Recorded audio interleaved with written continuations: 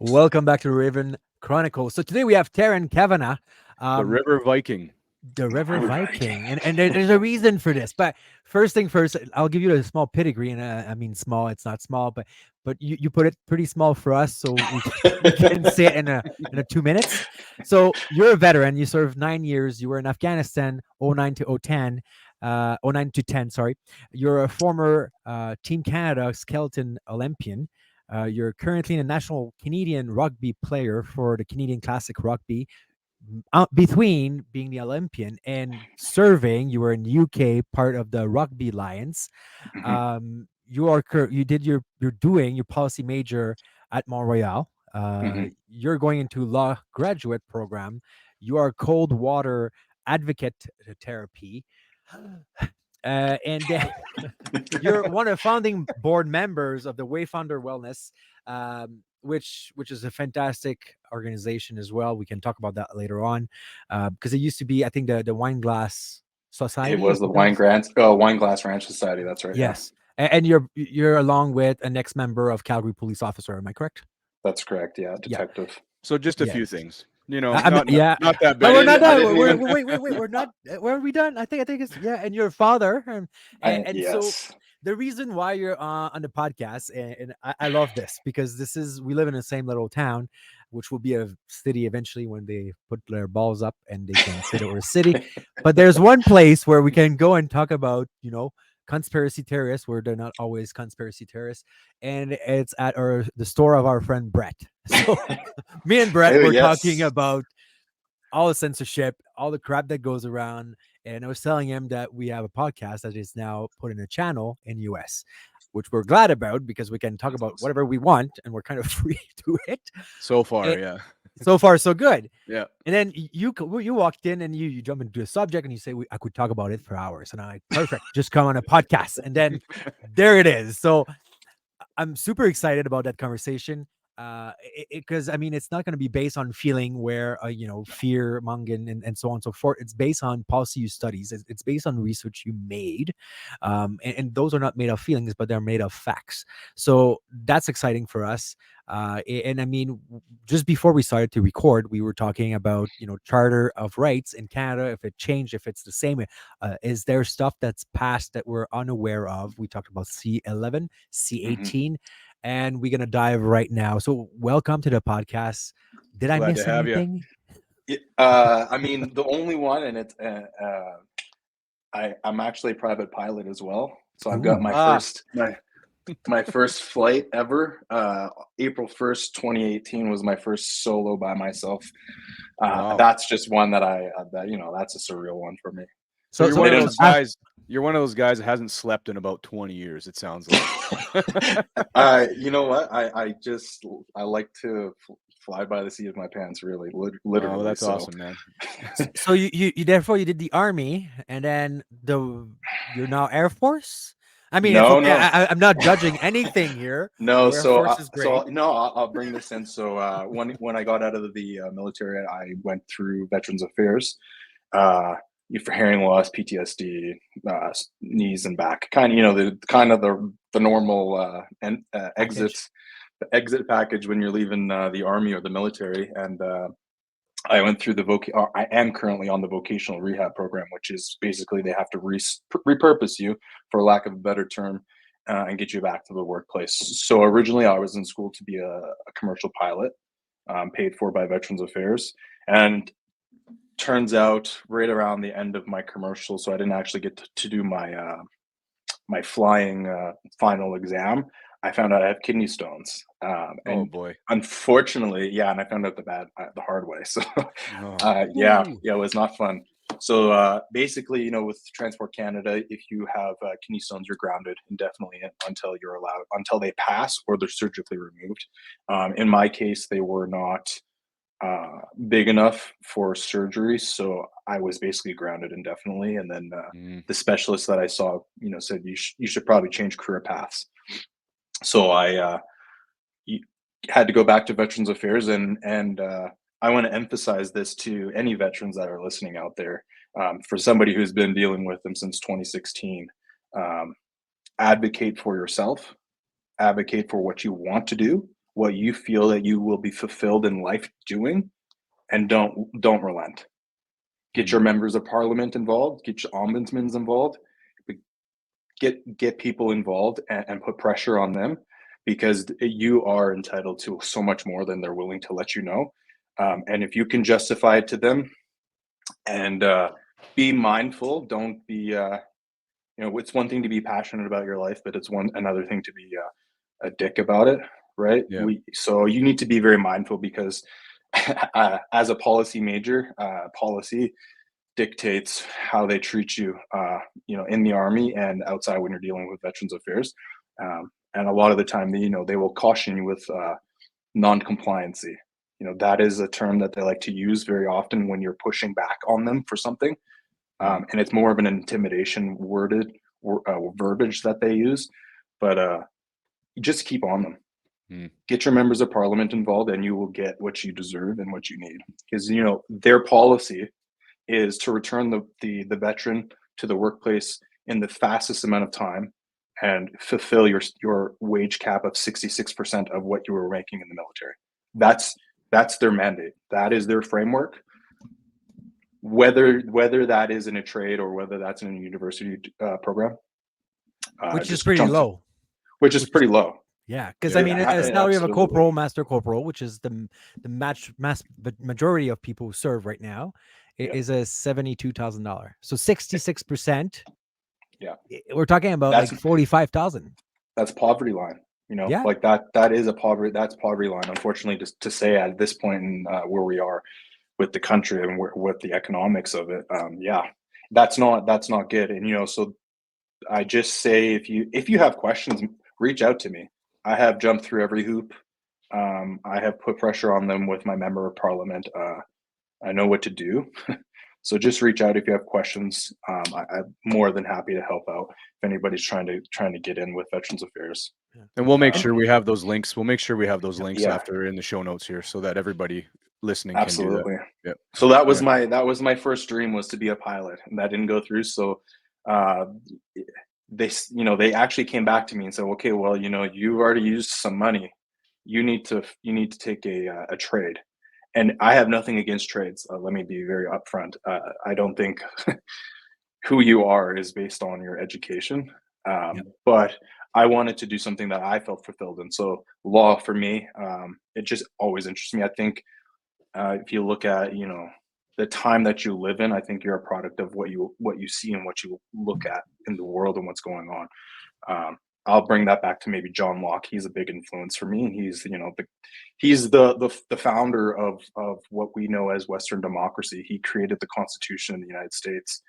He was a British philosopher, but one of the big impacts of his time was watching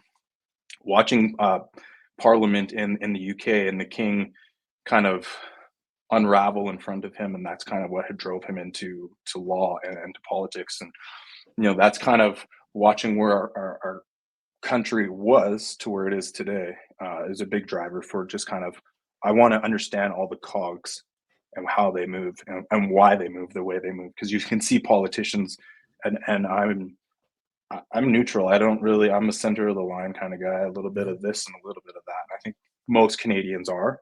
Yep. But I don't understand why sometimes a politician will walk into a room, and when they come back out of that room, they're a different person. Behind those closed doors, something happens. And so for me, that was a big intrigue. I want to know what is going on back there, and legally do it. So I thought I want to do this. I want to become a lawyer. I want to do some advocacy for veterans, because I think, as much as they would like to tout how much they give us, they don't give us nearly as much as what people should be entitled to. Well, it's interesting that you say that, because technically, right, our case managers who oversee our files, before we get into that censorship aspect, but technically they are not aware of what we're allowed to have.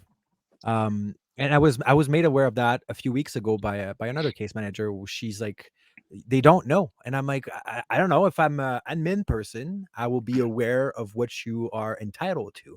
And I was lucky enough in the process that someone called me who worked at VA and said, by the way, I don't know if you apply to everything you should, but you're allowed to this, right? And then I had someone like you from PPCLI as well, funny enough, who got the round around at VA, and he's like, did you know that you have this amount of money for studying? But if you're in that program, you have $75,000 as well, which I was like, well, why they don't tell us, right? And now we have the medal system where we have the Canadian Life, which is a middleman to push us even further to go back and quick. And it's sad because I think that there's the worst thing you can do when you have a mental health injury. It's a relapse, and I'm not talking about alcohol relapse. I'm talking about you're doing good, and then you're exposed to other crap, and that's going to put you right again down.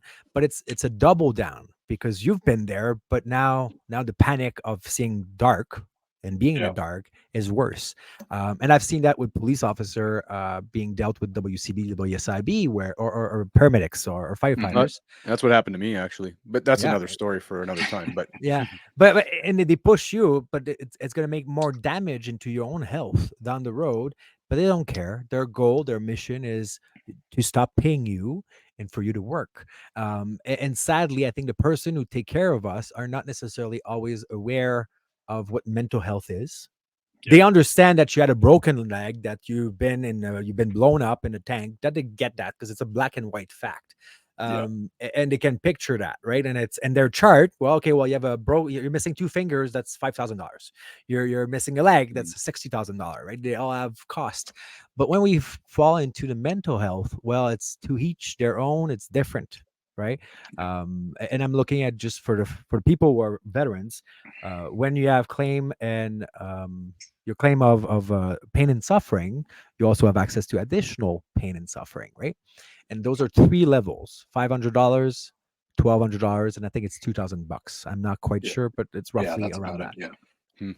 But they're all different for each person. So I have a friend who can go to Disneyland and crowds, do his grocery, go to school, and he gets the level 2, which is $1,200.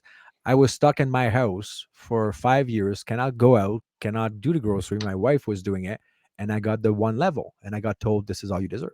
And I did the fight for it, and they said, nope, that's all you deserve. That's it. That's all. And I'm like, this is not making sense. And I was told, you stay with it, right? So I waited another year and I restarted the process because clearly there's something wrong with it. But there's no really frame that they give us until we start ourselves looking at policies, and that's the bad thing of it. Yeah, and I would agree with you. I mentioned the non-compliancy, right? That's when you start digging in and you start looking at the policy and the regulations, and provisions of what you are entitled to, and then you push back on them. I want to touch on what you said about not all of the case managers know your policy.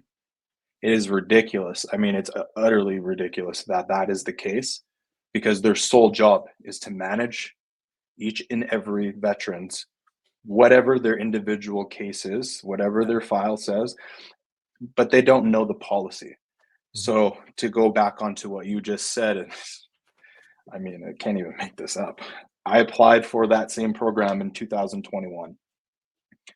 2021, we were still locked down. I got a phone call, and they call you, and they, well, it's supposed to be a nurse comes out, they see your house, they ask you questions, or whoever it is, and then they give you, your bracket. And I just got a phone call from a nurse. She asked me some questions, hung up the phone. I got a call from VA, and they're like, you don't qualify. Okay, cool. I never really thought about it because at this point I hadn't dug in. I didn't think anything of it. They called me 4 weeks ago, and very urgent. Sir, you need to reapply for this program now. And I said, well, what do you mean I need to apply for it now? And I mean urgent. Like I read the alarms were going off in my head because they were so passionate about making sure I applied for Insistent. this. Said, what is this? Why? What? Nothing changed from 2 years ago. My injury disability awards, or whatever you want to call them, those are from previous to 2018. So Oh, well, sir, we looked at your file, and your file was never closed properly. It's still sitting open 2 years later. Nobody followed procedural standard operating procedures that they were supposed to. So within 2 days of applying, they approved me, and they owe me for two plus years because they screwed me over. Yeah. That's the first time I've ever had Veterans Affairs actually call me and apologize for their being wrong. Like, Wow. actually, believe it. It's not. It sounds like a myth, but it happened. I had the same. So I applied for the VIP, which is the Veterans Independence Program. So when you cannot do your grocery, or there's physically some issues. Let's say you cannot shovel your snow because God knows we're in Canada and it snows. Like all those little things, cutting your grass and so on and so forth. You can have up to, I think, $3,000 a year ish. And I got denied. Right. And there's it's super funny because there's a veteran call me from the VA, and he's like, I'm sorry, John. And I was like, okay, you usually call me sir. I Or know who that something. guy is. and he's like, I was looking at your file just like this, and I'm like, who are you? Right? He's like, oh, I work at VA. It's like, I used to be in Reg Force, and I used to be one of us, right? Like not a commission officer, non-commissioned. So not the officers where they have university and so on. So you had to do university to get into VA, because if you just have a high school and you serve 35 years and you know military more than anything else, you're not going to be higher. If you have a massage therapist certificate from whatever college, you are hireable to be a case manager just because you have a certificate, right? Which is kind of sad, but anyways. and he was livid, and he's like, how come you don't have that? I'm like, I got told I can't. He's like, this is BS. And he was screaming on the phone, and I was like, he's like, I'm gonna get you certified. You're gonna get it. Don't worry about it. I'm doing the paper right now. I'm calling you tomorrow morning, and we're doing this. And I was like, okay, sir. Yeah, thanks. And it's been approved, right? And so it is funny how things turns around, and it's sometimes how I see it. It's like a clerk. Let's go with that. You have a clerk, and you have a bunch of freaking receipts when you do a trip, travel on duty, or you have a tour, or you're on a mission. And if the clerk knows his shit and respects you and doesn't hate his life or her life, you're gonna get almost everything paid back, right? But if you have someone who doesn't like their life, right, you might skip a few, and I don't. You might not sucks, even get right? paid. You might not Well, even get paid. yeah. So it is interesting, but there's always a way of getting things right. And sadly, some people hate their life, and you don't want to hate your life alone. So you make other people miserable. But all of that to say, it's super interesting. I mean, and I gotta say, Jay, it's way better than the WCB or WSIB. Like there's There's no less BS. exactly, and they understand. There is BS, but there's less of the BS that you want to deal with. Yeah. Yeah. And that's the reason why I left that $55,000 salary drop to go with the VA.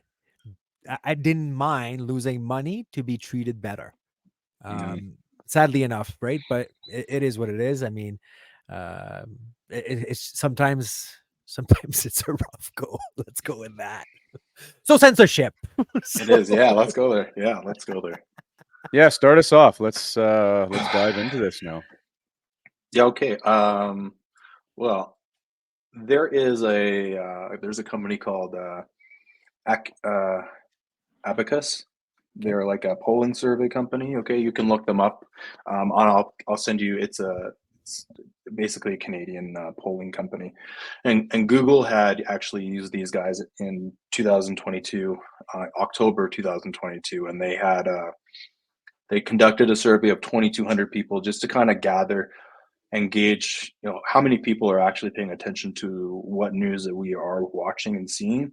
How many people understand in the public what the bill specifically Bill C-18 does, how it's worked, what's the intended purpose behind it. It was shocking, to see that nobody, and these are a very, very reputable polling company. Nobody is watching the news, and nobody is understanding what's being passed in the House of Commons as legislation. a lot of the time, these bills or acts, whatever you want to call them, are being passed. They're not being passed with, the full understanding or the ramifications of what it is that is going to be passed in the House of Commons and how it's going to impact Canadians on a daily basis in general. We could, I can pull just straight from the fires in Kelowna, right? This is a perfect example of when you have a provincial emergency, and nobody can actually go and get the information that they need that's pertinent, time sensitive information, because, well, you passed a bill that basically tells Google and Meta that you need to pay us every time you push or somebody looks up on your search engine or on your platform. You need to pay a fee to the company that the news company that's publishing this stuff. That's a perfect example of when time sensitive information needs to get to the public, the general public, and you can't get access to it because you can't find it, because the platforms have deplatformed news because of the framework that it was just set up to be a failure, right? If we just look at general economics and how things work, a socialist party can't go to a capitalist and say, hey, you need to pay me for what you did, for what I'm providing to you. And they're going to say, no, screw you guys. We're packing up and we're leaving, right? Mm-hmm. That is just common sense. A capitalist doesn't want to lose money, but the socialist wants you to bail them out when you get into a predicament where we have to now step in as a government. And this isn't, a government is never supposed to step in and try to right side up a market. When they step in, it's always bad news. It's just, you can look at anything. That's not a biased opinion. That's just evidence, facts. Like that's, so when that happens, people just don't have access to the news. So why do that? Why are we where we are right now? So I did a bit of research on this, all the research. I want to state this before, for everyone that's watching, this is academic research. This isn't, just a Google search. I was reading on a report that basically broke down the COVID crisis communication and how it was disseminated to the general public between legacy media and then between health officials and health agencies around the world, and specifically in Canada is where this research was done. And just their guiding principles as to what you should or shouldn't be saying on the line. I was going to say on the line. I don't remember what movie that's from, but I know it's I immediately thought of that. I don't know what the movie. I think it was Wedding Crashers, wasn't it? I think so. Yeah. And so, anyways, I immediately was like, okay, well, why are we? What happened? Where did we fall? So if you watched the projection or the trend of news, it's slowly started to tip downwards into basically the internet is going, surpass what legacy media is making in revenue. And that was always going to be the case, just with how much more broadband everyone can take in on the internet versus a single entity pushing out their publications. So I lost my train of thought here.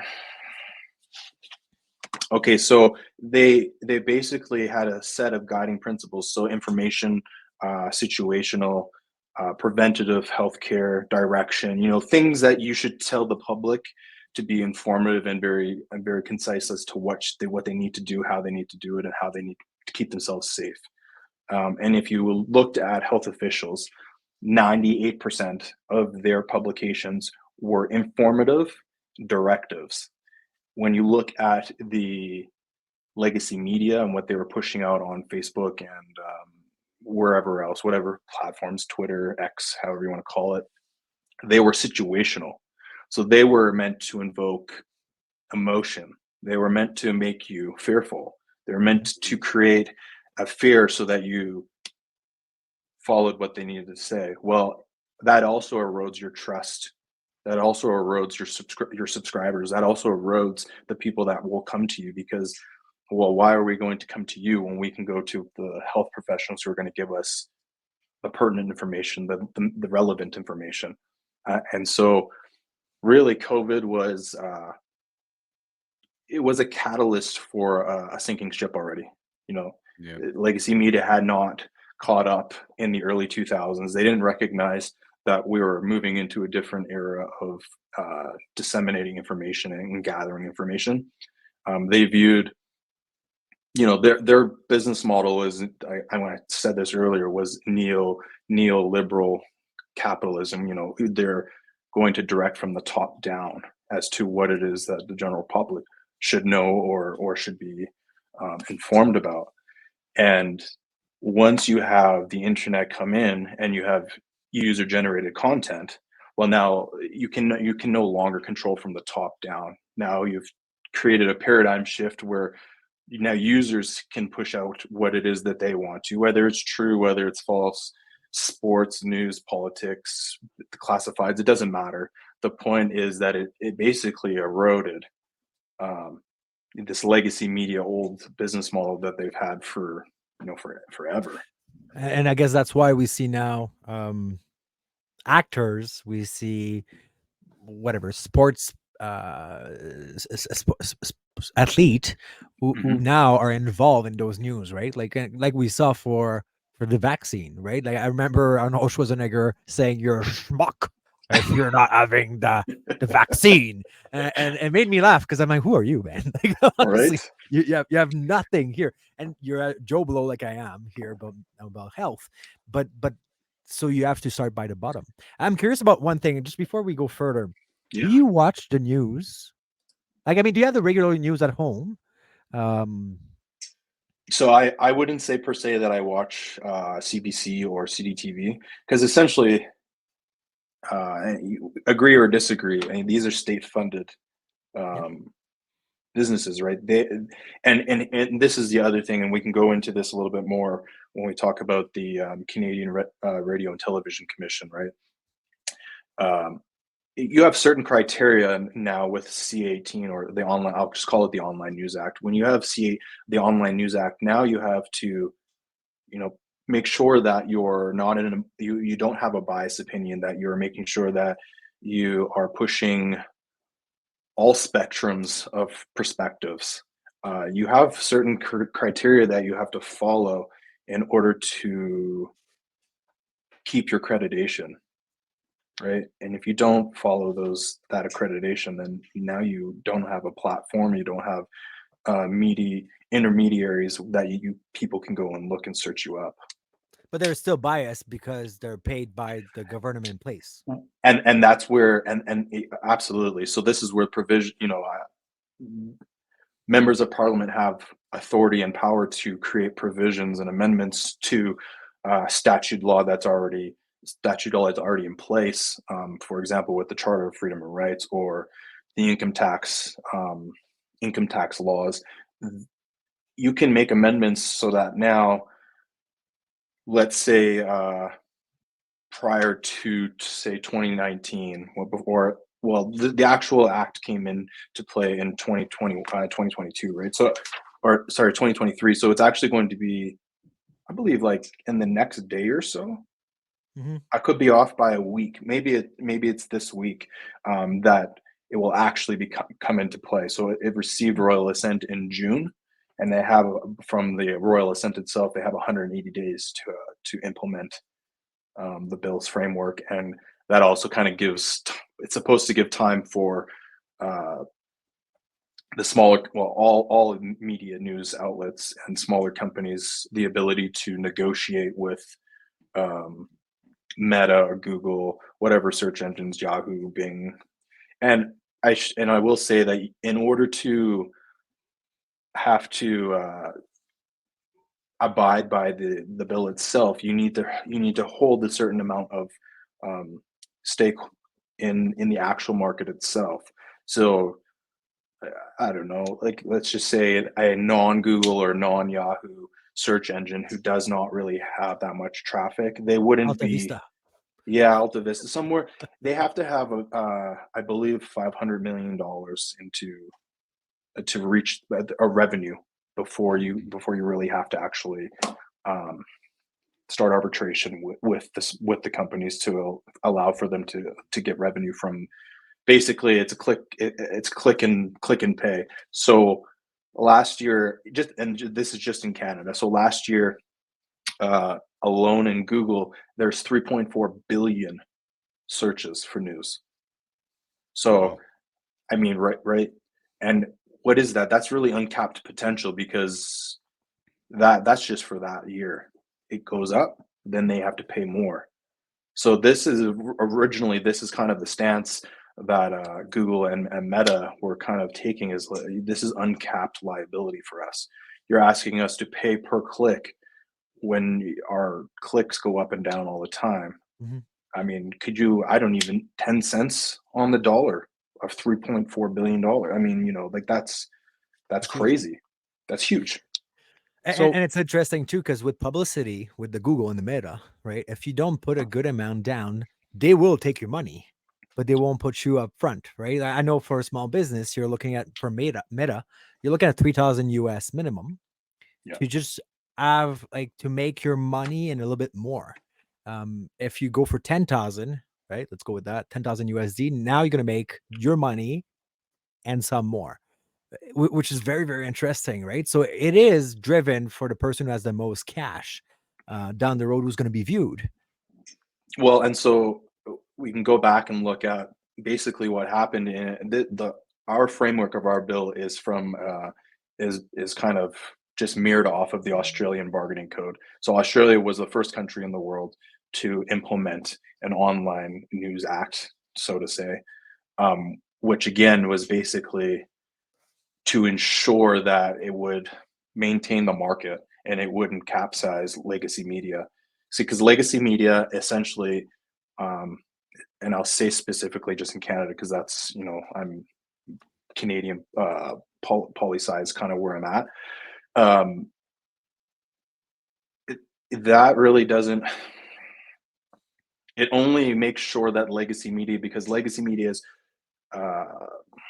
mandate is to push out state affairs, state legislation, give a situational we call it a sit rep in the Army, but give a situational report to the general public of what we are dealing with in the state and as a country or as a province. So it could be regional, blah blah blah. Well, in what that does, it's a double-edged sword. So we're bailing out legacy media, but we're not forcing legacy media to change and be innovative and force them to evolve. We're giving them a crutch for inevitability, because, well, why are they going to change, and why are they going to change their business models when now they are receiving a subsidy from the government as a handout? And it is a handout. I don't know if you've seen lately, but CBC is going to lay off 600 employees. Meanwhile, they just got a massive amount of money from the Canadian federal government. Strange how that works. So here's the other kicker, and they don't talk about this, but I believe the projected revenue that would be generated from Bill C-18 for this year was somewhere around 300 million, give or take maybe 50 million. Almost 70, I believe it's 78% of that revenue goes between CTV, Global News, CBC, and the rest gets divvied out to the rest. Yeah. So you have almost 80% of the revenue that gets brought in pushed out to 3, maybe 4 companies, large media companies, while the rest of them now have the peasants' crumbs, essentially. And they're biased. I mean, you're looking at recently. I've been looking. I find that very interesting online. When it comes to the conservative, right, who are not in power right now, you have those schmuck interviewer who come and they will try to screw up with them, right, with no background, no facts, nothing to power up their question. And it's interesting to see finally in Canada someone who stand up and say, where is that coming from? Right. We saw, I think it's Boliev. Yes. Yeah. Who called back that person, and he's like, okay, where is that coming from? Who said that? Well, I don't know.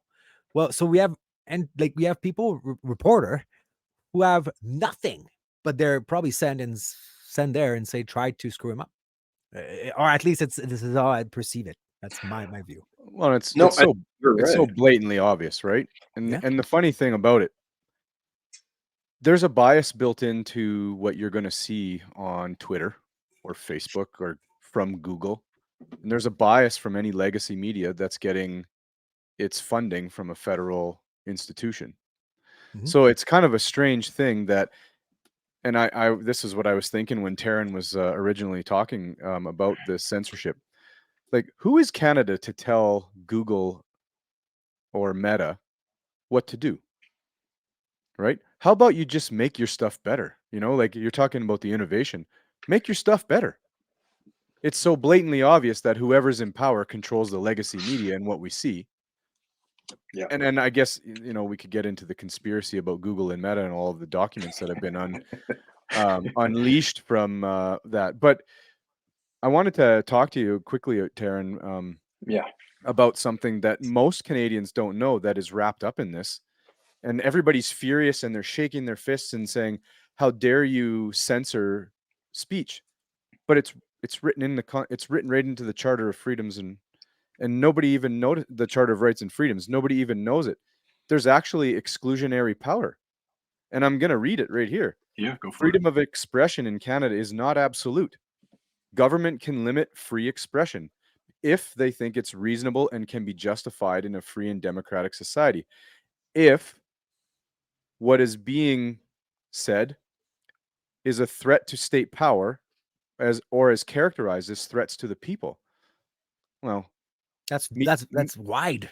meet the new boss, same as the old boss. It's so simple to be able to say, especially now, like in the 80s, it didn't matter because everything was peaceful. Everything was great in the 80s and 90s, and it started flipping on its head later on. So now we're in a time, like you said, Terran, the catalyst was this, whatever this last 3 years has been, and we could go a million ways with that. But whatever it has been is obviously what's causing this pinnacle to happen with censorship all over the place. I mean, it's just smeared everywhere. So how is it that nobody knows that we actually in Canada don't have a constitution that is so set in stone as to be an actual human right? These are just amendable rules. Mhm. And that's where I go back to, your members of parliament. These guys have the ability and the authority to make those said amendments. When you're introducing policy that says you can't say this because this is now considered hate speech.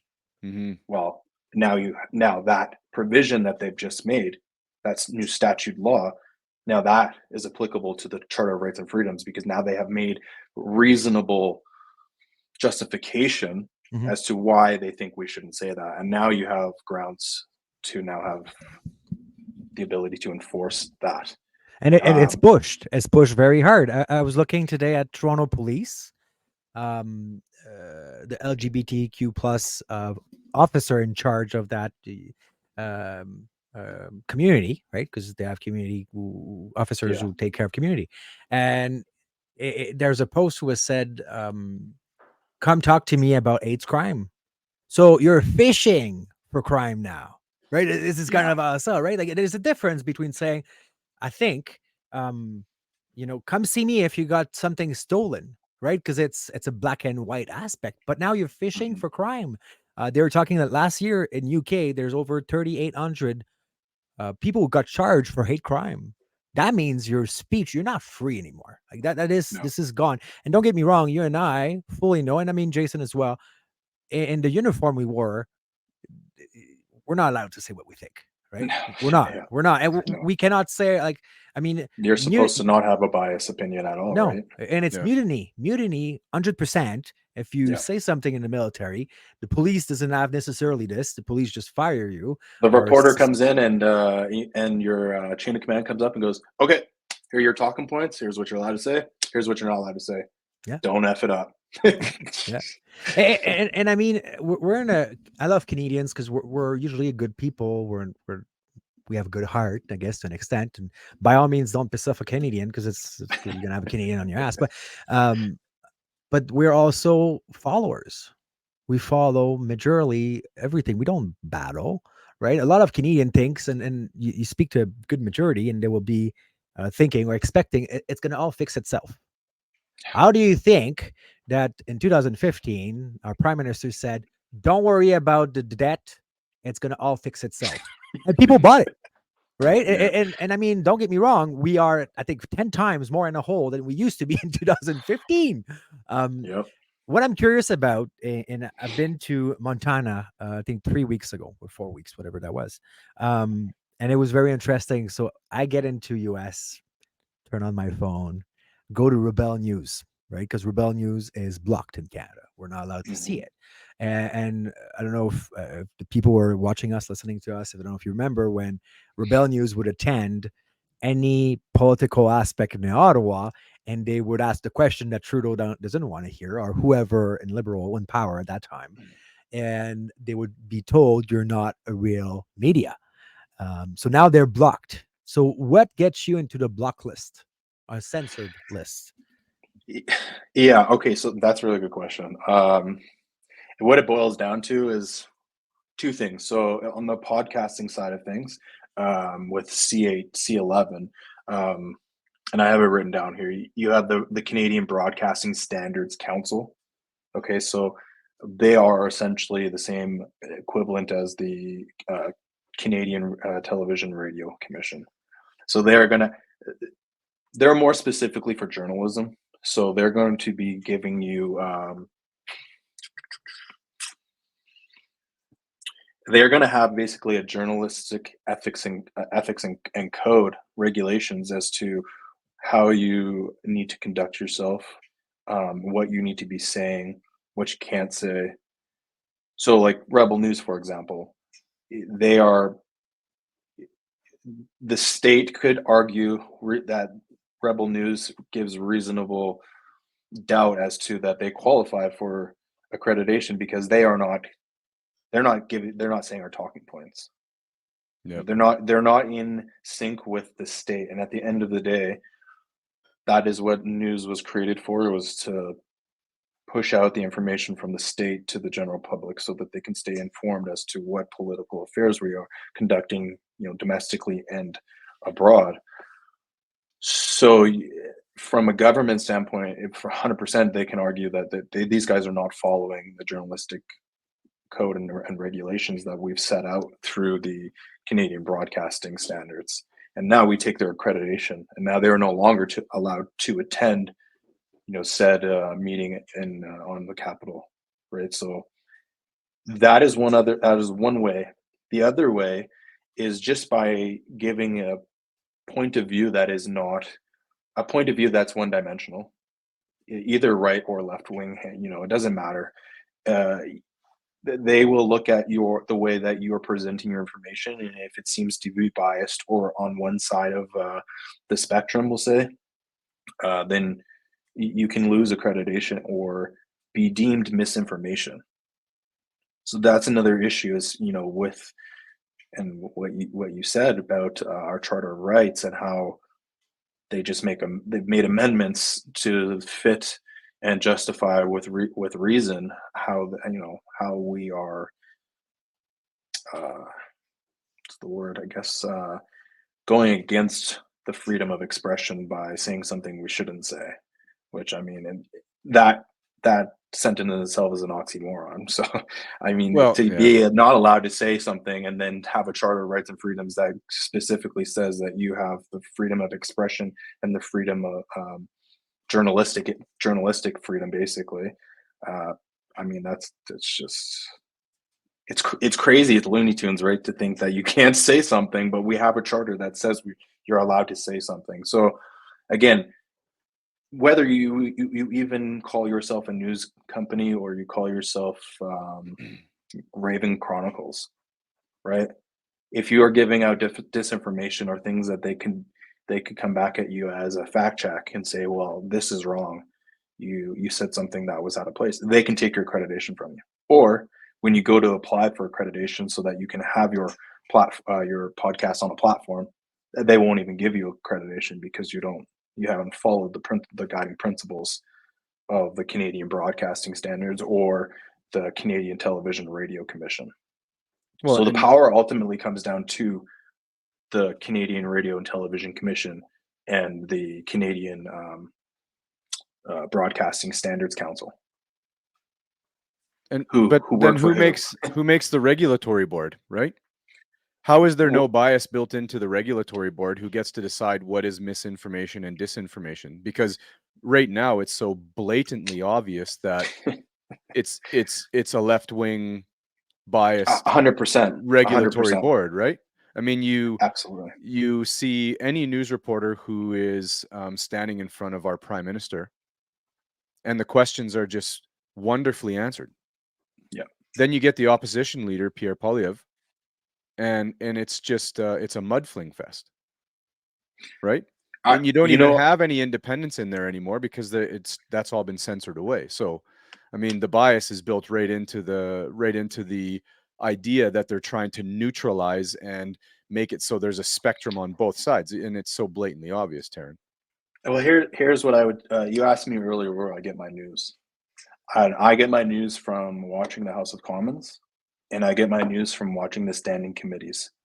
So the standing committees, if people don't know, you can go on to the government's official website and look for the standing committees, and they have standing committees on everything.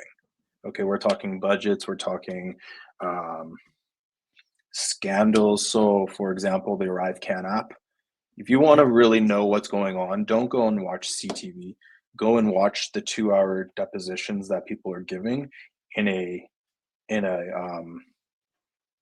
an official setting where they have the duty to tell the truth. They have the obligation. They're sworn in. Sometimes they're sworn in, not all the time, but regardless of being sworn in or not, when you're at that committee, you have an obligation to give truthful answers and not mislead.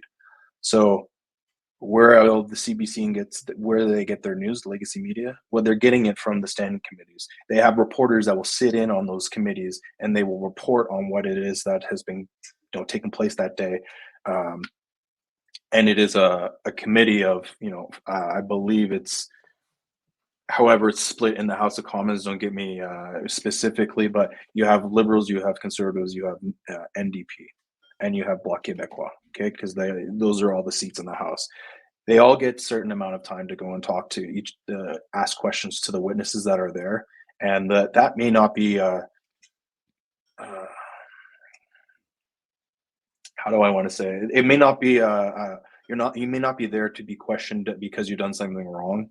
Okay, it's not always like they're there to grill people, but when you do look at the way that the line of questioning is presented by, say, the Conservative Party, and then how the line of questioning is presented by the Bloc Québécois or the NDP or the Liberals, it's very different.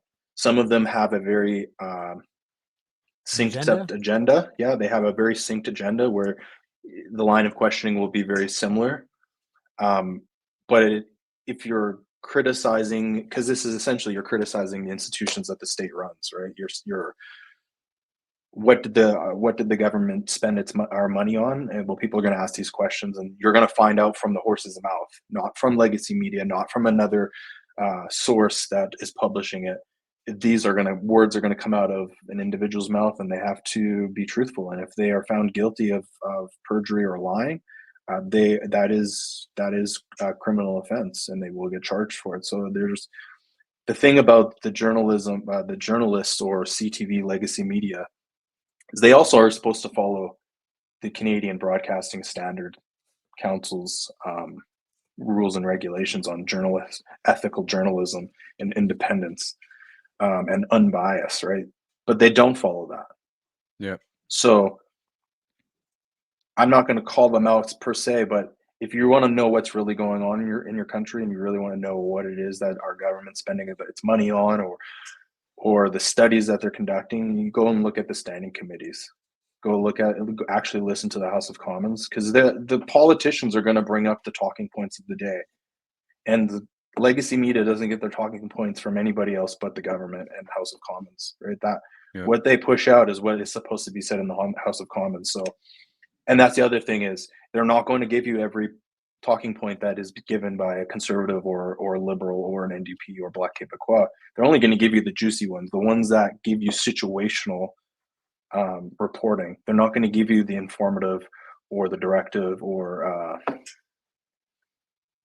the actual meat and potatoes of what's being said. They're going to give you what it is that they think is going to sell. And we could go back to, I just want to touch briefly, you know, how do you regulate them from making sure that they stay on point with ethical journalism and reporting? I think the solution really is that we have a pay to play system. I think Globe and Mail is one of those places where you want to go and read something. Okay, you got to pay to read the article or have a subscription monthly. And the reason behind that for me is, well, like any other business in the world, if you produce quality, people are going to pay for it. But if you're producing dog crap, well, you're going to lose subscribers and you're going to lose subscriptions and revenue in the end. So it kind of forces their hand to have to report real journalism and not the biased opinions of a few people. To sum it up, really. Yeah. You said something, we were offline before, and you said something that I wrote down. So I want to get your opinion on it, Terran, because you've been in the university space, really digging deep into this. And we're going to have links to this so people will know that this is not just conjecture. And John I will provide all of my academic. Well, I provided you guys with my paper and all the academic resources. Yeah, and it's got all of the footnotes in there, so that's great. There's 25 resources in there, sources in there, and they're all academic or peer reviewed. Top notch. So you talked about top down policy and top down democracy, but that's a paradox. So what are your thoughts on that? Because that's what we're living in right now. Because democracy is not top down, it's bottom up. And right now what we're living in is a federal government that is doing everything top down. So what are your thoughts on that? Because I think that's kind of upstream from all of this, is that we've gotten to a place where democracy is no longer from the bottom up, where the voice of everybody goes to its constituents in the riding, and then the representative goes to the premier, and then the premier tables information to the House of Commons, and then the people get to speak to the prime minister, and then a decision is made for the greater good. Now it's like straight down this way, right? It's disseminated downward. Well, and I think it goes back to how we became a democracy in the first place, where our guiding principles or our constitution or Charter of Rights comes from. And the original, the Charter of Rights, or the Constitution, I'll say that for example. And I wrote a paper on John Locke last semester, and John Locke, one of the founding individuals for Western democracy, the Constitution for the United States.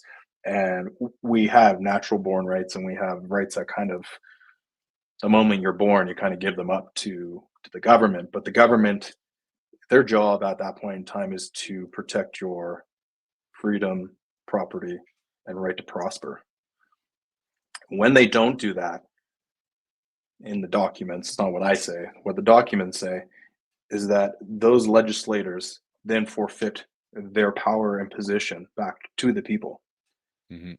And we've come along. I know, and that's a grandioso, desire for, if you screw up, we'll give it, for example, in the Army, if you screw up, you're going to get your pecker slapped, right? Like immediately.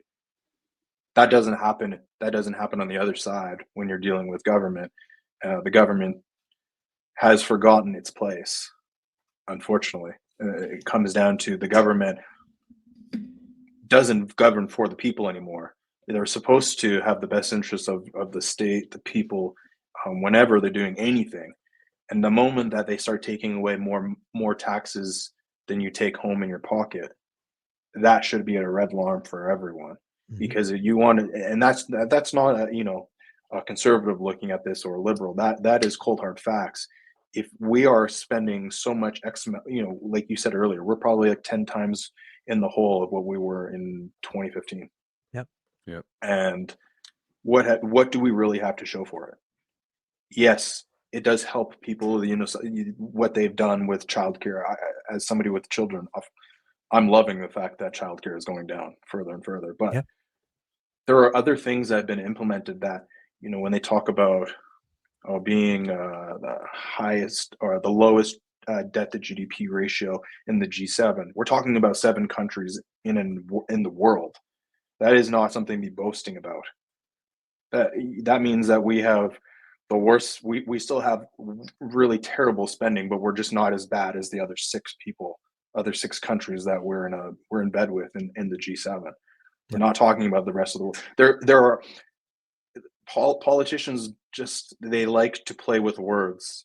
They make themselves sound good, but it's like saying, well, 50% of the population thinks this way. Well, the other 50% think the other way. Like you can't give the perception one way and ignore the other end of it, right? They make it sound good, and this is the other part that it makes me feel like they are. A doctor there's more murder, like there's more death, not murder, death by doctors than by cops, right? We don't hear about them, right? We're talking about hundreds of thousands death by mistake made by doctor in Canada per year. And I don't have the numbers, I don't have the statistics. I can look it up, I can link it up. It's not a problem. But and they are covered, right? They will not go to jail unless there's something major over there, but they are covered. But it feels the same way for politicians right now. How many times we've heard, right, from the RMC commissioner who played with her power, right, left and center, while we talk about shootings that happen out east. And that's not from her. Like, obviously there is pressure that came up from up top somewhere, top of the pyramids. There's scandals that happen on top of scandals, and they're still showing up smiling and happy, and really makes me feel, and that this is me, my feelings, nobody else, that that they're covered, they have their ass covered, hammered, whatever you call that, like they're in a tank and they cannot be touched. Sadly. I think it comes back to the fact that we don't hold our politicians accountable. Well, we have criminals right now, right? And this is another fact, right? The environment minister is a criminal. Pure and simple. Yeah, absolutely. Yeah. Saskatchewan premier killed someone in 1990, okay, drinking and driving, and we have him as a premier. He killed someone. Right. And there's still, and it seems like nobody cares, or they don't know, or it's controlled. Or, well, I think that's exactly what you said. It boils down to a lack of education, right? And we go back to what the actual journalism is supposed to be for the people.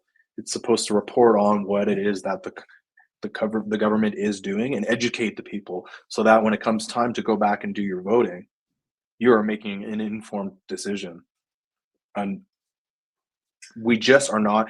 And so this is another issue, is when we're passing this legislation, now we're passing more legislation. We've got a snowball of things that are trying to be pushed in the House of Commons right now. So what's the issue with that? Well, the issue is that now these platforms and search engines, they're not pushing out that information now. So now you have you just have a whitewash. You have a TV screen that's just white and there's nothing on there. You don't know what's going on. Yeah. It's a lack of education. It's a lack of reporting ethical journalism at this point. But the education system has been changed as well, right? Like, yes, you're looking at, and I was looking at it from US side, because I'm interested to know what's going on. And we're joking when we go to US and we're saying we're going to US to have news of Canada to see what's going on from outside in. But US right now, some of their educational system, I don't remember which state it is, but they have to lower the bar so low that it's actually lower than a specialized help school for people who has needs, right? That's insane. There's another state who now, if you are of color, you don't have to read and write and speak properly in English to succeed and graduate. So we are dumbing down our people. 100%. I totally agree with that. I mean, there's nothing wrong with percentage, right? You fail. I'm sorry. But if you don't pass grade 1, you redo it. and you learn your mistake. You play less. You freaking study, but there's none of it anymore. I mean, I'll Well, put it that way. We were talking about French school, right? In our own yeah, yes, yeah. town, the first criteria in their report cards is being open to the French culture. That's the first criteria. It's not writing, it's not reading, it's not speaking, it's not like even behaving. Are you open to the culture? And if it's a yes, you pass. Yeah. Well, that's pretty crazy. sad. Here's something, fellas. I live right on the U.S. border, so I'm in the United States quite a bit, and I know a lot of the customs guys from 19 years of policing my hometown. We did a lot of cross border stuff. Every once in a while, I'll have a guy at the border that I know, and we'll get to chatting. And recently, I've kind of been griping about what's going on in Canada. They're oblivious. Mhm.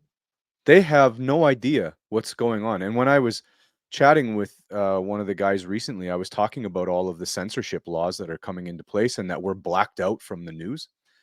And you could look, he could see the look on his face like, "Oh, I thought we had it bad here in the United States." He's like, "What do you mean you can't see the news?" I'm like, literally, all social media platforms are blacked out from Canadian news. You can't go online and get anything about Canada. You have to find it in a roundabout way. You have to, like, I watch the House of Commons once in a while, but I mean, it's a mudflinging episode just about every time now, so I've stopped. But the rest of the world has no idea what is going on, because Justin Trudeau walks around the world going from place to place saying how lovely it is here, and they all kind of know he's a narcissistic psycho. But at the same time, they don't realize just how bad those censorship laws are affecting us, because we're blocked in and people don't know. And so the vast majority of people all around the world have no idea what's going on here in Canada. Well, and that's the other thing is, what can you do? Besides talk to your member of parliament and put pressure on your local politicians, you can't really do much, because what happens now? You have a bill that says if you speak against what is state, something that's not going to benefit the state, now we will deem you disinformation or fake news, essentially. Yep. And you basically don't even make it on the search engine.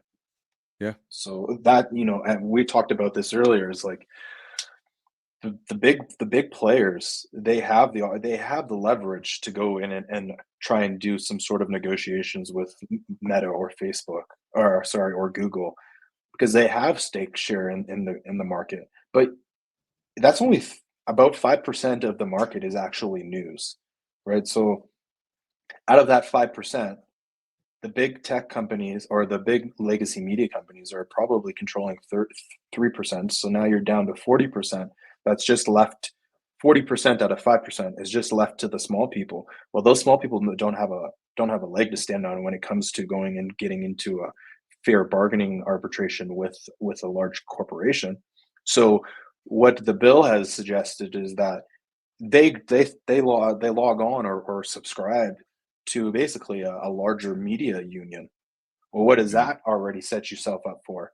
Bias. Well, if you want to, 100%, right? Because if you want to go in and you want to get a seat at the table, well, if you don't have the cheddar for it, the money for it, well, now you've got to link on to somebody that you may not or may see eye to eye with regards to whatever, if it's politics or gender ideology or whatever it is. I mean, if you don't align with those people, Which is well, then politics too, by the way, right? which is Like now, politics, 100%. right? Like everything that can be maneuver into a politics statement to gain more people or whatever that is used politically. I'm thinking about Sound of Freedom, because we talked about politics by all means, right? 100%, yeah. But that's a movie, right? And I was looking because it's in a few Cineplex and few theaters. Cineplex is a brand, but let's go with theater. And they put it during the week at noon, right? Or 10:30 the morning, not at night. Yeah. So people, well, yes, we offer it. But nobody can. like 90% of people works during the week, or if they're shift work, they're sleeping at that time, right? So you gotta go on a platform, pays for it, and so on and so forth. Which there's not many platform who will back it up. But if you've seen the movie, and if you don't, please watch it. it's gut wrenching at first, and it's the truth and it's the reality. And I know some soldier who's safe those little girls by all means and little boys. It's extremely scary because if you have kids, you don't want them to be taken. But it happens everywhere, and more there's facts that are coming out about big companies who are loved by family members, by family in general, who are actually hands in immensely, right? And it's paid off where, well, the best example is Epstein whole aspect where we don't talk about it. And it's dangerous to speak about it. Yeah. I don't know. It's censorship is not just politics, right? It's no, everywhere. it's everywhere. Right? If you're not pushing out enough content, for example, for the LGBTQ, okay, well then you don't meet the criteria that we have now created. And in case anybody's watching that thing, not for or against. This is not a me thing here. This is an opinion. This is fact based. If you don't align with what it is that the government is setting out as the criteria or the threshold of what you need to meet in order to gain accreditation and then get a presence on social media or whatever platforms you're using, well, I mean, where does it end? Because tomorrow you could not be allowed to talk about people from Quebec. Like there's a separatist movement right now that's, I don't know how it got revived all of a sudden it got revived. Well, what if you're, that's also in the official language act, and the Charter of Rights protects second language. So now you have this, if you're trying to advocate for having a united country, well, if the government is, for example, using the Bloc Québécois for a coalition to pass a bill, well, the Bloc could say, hey, we don't want people talking about French people in a negative light. Put that in there. Yep. That's just hypothetical. Okay. That's just off the top of my head. Well, boys, I think we're standing on the shoreline of the conspiracy theory ocean. So I'm going to open it up here and jump in. I'll start with Jordan Peterson.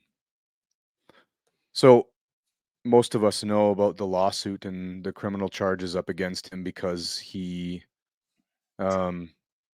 said something bad about Prime Minister Trudeau. Many things. And in addition to that, he also it's claimed that there's hate speech built into the psychology of what he's saying based on the LGBTQ and things that he knows from his 25 or 30 years of practice. More than that. He, if you listen to him, doesn't really speak about this, but other places in the podcasting sphere and where you can find alternative sources of information are talking about why is it that the erosion of freedom of speech is happening more prevalently in North America than anywhere else in the world, and in parts of GBR and in England especially. It's very interesting to see that there seems to be something much bigger and more nefarious going on that is pushing all of this. And I wonder what your thoughts are on that, Terran, because the Jordan Peterson thing really kind of opened this up at first, that why would somebody who's so powerful and he's more powerful than our prime minister, if you want to talk about public sway, about somebody who has actual clout. And now it's an attempt to literally shut him down and censor him from all people in North America. I mean, he's too big. He's got total liftoff. I mean, the guy's got money up, to no end. He's got political power in other places. He's got platforms all over the place. So it's not like Canada's going to do any harm to him anymore. But there's something afoot. There's something deeper going on. And I wonder what your two thoughts are on this, because I have some thoughts on it, and I don't even know if they're right, but it seems like there's something deeper and bigger going on. I mean, I'll say this about that situation, and I'll actually bring it back to COVID and, a lot of small businesses that chose to stay open when they were told to close, or gyms that stayed open when they were told to close, or you're not allowed to serve a person that's unvaccinated or doesn't wear a mask, But those business owners said, we don't care about that. Everyone is welcome. And they were closed, and they were given citations, and they were charged criminally. There was no precedence, right? You need to have precedence in order to usually charge somebody with something, and there's no precedence. So although it sucks, I would call these growing pains that we need to go through, because now we're going to set precedents. And just here in Calgary, one of the individuals that was shut down for serving people who were unvaccinated, he just won his legal case and set precedents for the basically, destroying somebody's company because they weren't doing what you told them to do. So I would go to say that Jordan Peterson, especially like an individual, like he has that FU money, right? We don't, whatever. Sure, Prime Minister, like, okay, whatever, kind of give him the wave off, because he's got that platform, that stage, the money. He has and it's not even about the money. The guy he's brilliant. Yeah. He has the letters in front of his name and to prove his credibility. And you can't. I'm going to law school because in order for me to be taken seriously in this world, you need to have some letter designations. Mm-hmm. If I want to enact policy, I need to have some letter designations in front of my name in order to help change or push policy that I think will better society, Canada, and obviously in general. But the issue, I think, what the government, all governments, you can look at Alex Jones, you can look at Joe Rogan, whoever it is, Andrew Tate. I pull these guys because these are the guys. If you're talking about who makes governments around the world just infuriated, it's these individuals. Elon Musk.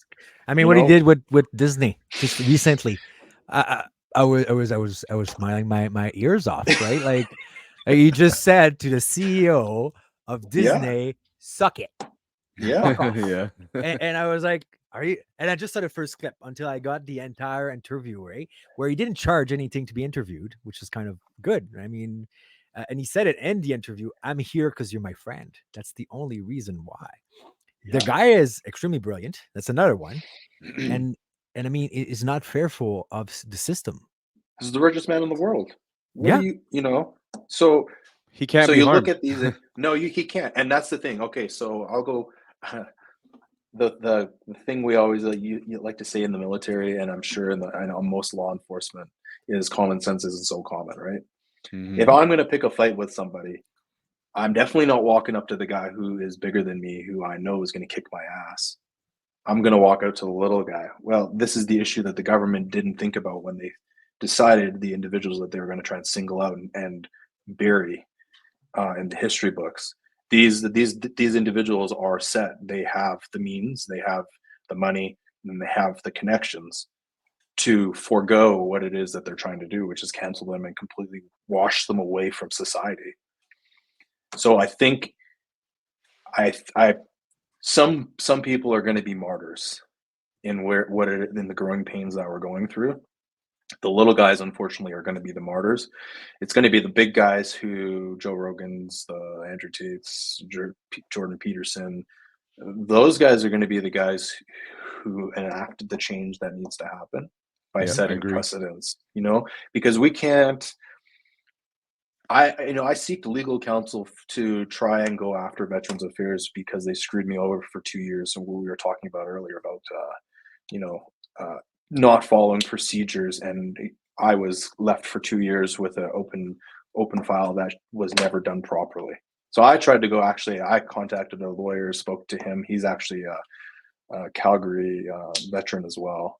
Just by chance, he was a veteran for 17 years. So we had a really good conversation about this, and he said, "You can't fight the system.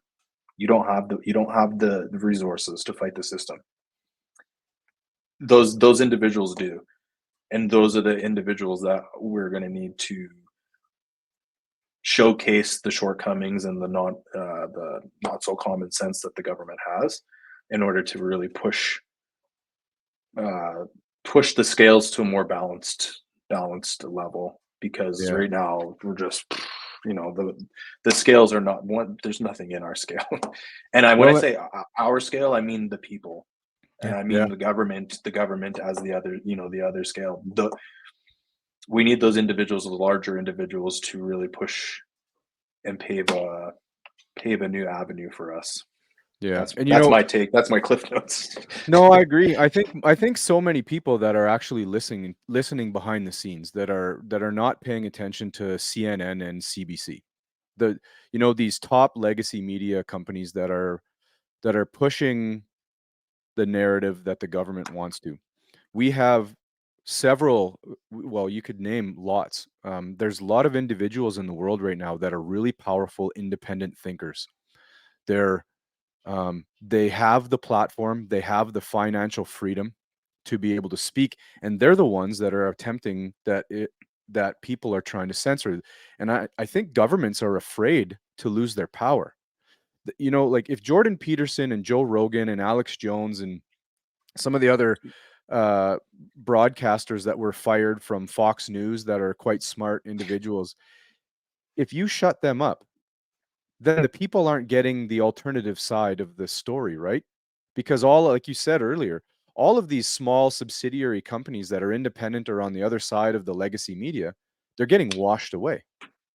So then eventually what you end up is basically like a global oligarchy of news, or at least a national monopoly where the government just controls every single thing that the people hear. And so these people are dangerous. And this is the conspiracy theory that I was kind of trying to get to. And I'm gonna use a couple of little acronyms that make people scared and give people the shivers.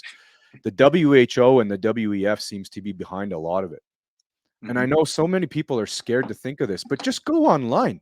The I mean, UN, man. Don't forget the UN. well, the UN's another one. Yeah, I don't disagree on that. But here's the thing. If Canada is an amazing country overall. We're the second largest landmass. We're not polluted in any way. There's so much abundance in Canada. Why the hell would be deteriorating into chaos? It's a beautiful place because there's got to be something more nefarious afoot. Or And the I think easiest way to guess. you Oh, you're muted muted. yourself. You muted yourself, John.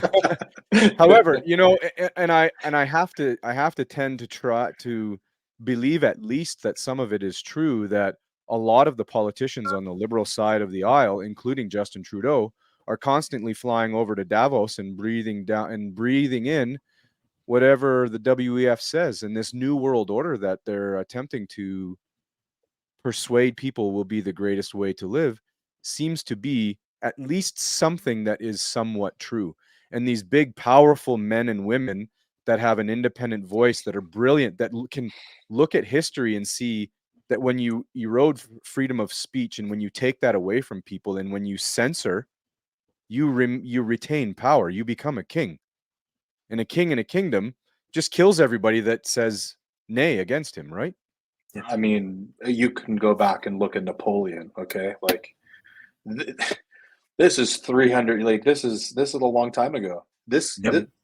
Here's an individual that controlled his media. He said that he was you were allowed to have a little bit of sewage in the water, but not just enough. And if there was any more than that he would shut your mouth for you.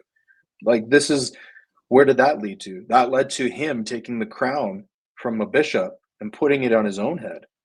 Like this is